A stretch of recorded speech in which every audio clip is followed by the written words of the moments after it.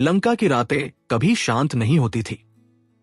सोने की दीवारों से टकराकर लौटती मशालों की रोशनी, समुद्र की लहरों पर पड़ती चांदनी और हवाओं में घुला हुआ गर्व, सब कुछ लंका की शक्ति का घोष करता था। इस नगरी का स्वामी कोई साधारण राजा नहीं था, वह रावण था। 10 सिरों वाला, 20 भुजाओं वाला, अपार विद्या और शक्ति से संपन्न शिव का परम भक्त। रावण अपने विशाल सिंहासन पर बैठा आकाश की ओर देख रहा था। उसके चेहरे पर संतोष नहीं, गर्व था। वो गर्व जो वर्षों की तपस्या, विजय और वरदानों से जन्मा था। तीनों लोक मेरे अधीन हैं, उसने स्वयं से कहा। देवता यज्ञ नहीं करते, ऋषि मौन रहते हैं, और मृत्यु भी मेरे द्वार पर आने से पहले सोचती है। उसकी दृष्टि पास ही स्थापित शिवलिंग पर पड़ी। वह शिवभक्त था, और यही उसकी सबसे बड़ी शक्ति भी थी, और सबसे बड़ा भ्रम भी। उसी क्षण वातावरण में कुछ बदल गया। हवाएं रुक गई, समुद्र की लहरें थम गई, और समय जैसे एक पल के लिए ठहर गया। सिंहासन के सामने एक गंभीर पुरुष प्रकट हुआ। काले वस्त्र, शांत मुख और ऐसी आंखें जिनमें कठोर न्याय भी था और गहरी करुणा भी। मैं शनि हूं, उसने कहा। रावण हंसा। उस हंसी में भय नहीं था, केवल उपेक्षा थी। शनि, कर्मों का दाता, तू लंका आया है मुझे समझाने? मैंने ब्रह्मा को तब से विवश किया, विष्णु को चुनौती दी और शिव को प्रसन्न किया। मेरे जीवन में तू क्या कर सकता है? शनि ने शांत स्वर में उत्तर दिया। मैं कुछ करने नहीं आया हूं, मैं केवल तुम्हें दिखाने आया हूं कि तुम क्या बन चुके हो। रावण का स्वर कठोर हो गया। मेरे भीतर कोई दोष नहीं है, मेरी शक्ति ही मेरा सत्य है। शनि ने कहा, जब शक्ति सत्य से बड़ी हो जाए और भक्ति अहंकार में बदल जाए, तब पतन आरंभ हो जाता है। रावण क्रोधित हो उठा। मेरे महल से चले जाओ, तुम्हारे न्याय की मुझे आवश्यकता नहीं। शनि मुस्कुराए।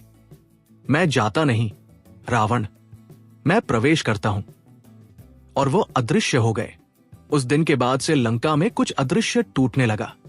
रावण के निर्णय बदलने लगे। जिस बुद्धि पर उसे गर्व था, वही उसे भटकाने लगी।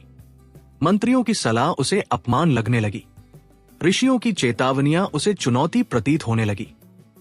नारद आए, उन्होंने समझाया, रावण, अहंकार पतन का द्वार होता है।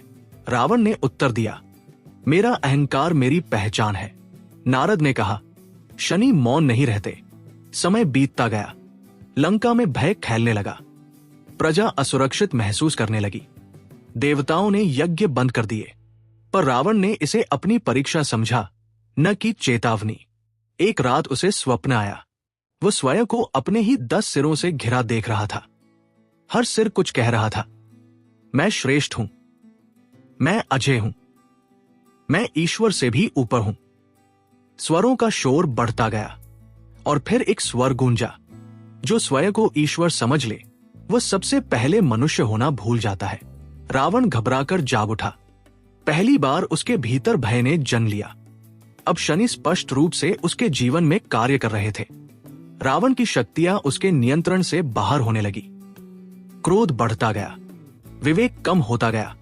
वो शिवभक्त था, पर शिव के मूल सिद्धांत, विनम्रता, त्याग और करुणा उससे दूर होते चले गए। और फिर वह क्षण आया जिसने उसके अहंकार को पूर्ण रूप से उजागर कर दिया। शिव भक्ति के नाम पर वह स्वयं को धर्म से ऊपर समझने लगा। उसने सोचा कि वह जो करे वही न्याय है, वही धर्म है। शनि ने तब अंतिम प्रहार किया।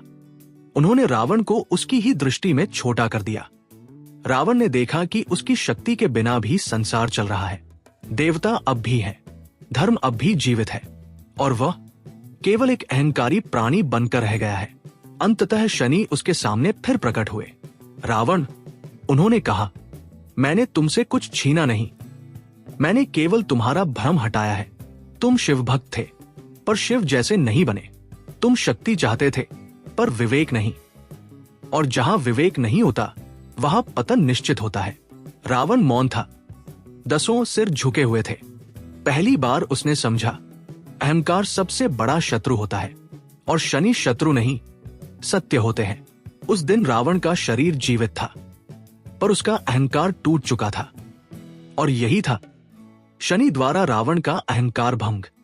ये कथा केवल रावण की नहीं है, ये हर उस व्यक्ति की है जो अपनी शक्ति, पद, धन या ज्ञान को स्वयं से बड़ा मान लेता है। शनि आज भी आते हैं, कभी अपमान बनकर, कभी हानि बनकर, कभी अकेलेपन बनकर। वे सजा नहीं देते, वे सच दिखाते हैं, और जो सच सहन कर लेता है वही वास्तव में शक्तिशाली होता है।